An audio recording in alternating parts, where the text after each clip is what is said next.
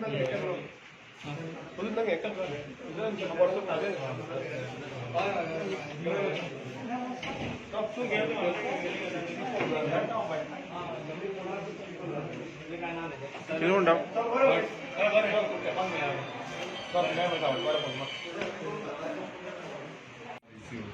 Tulsare Kakoda Municipal Council.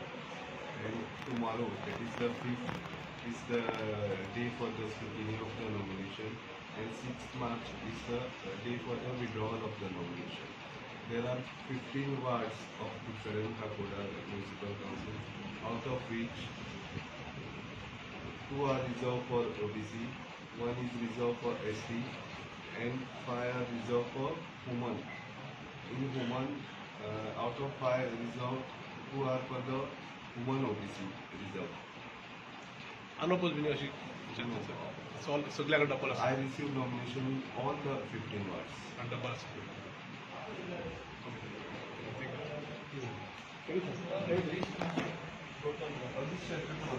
Okay.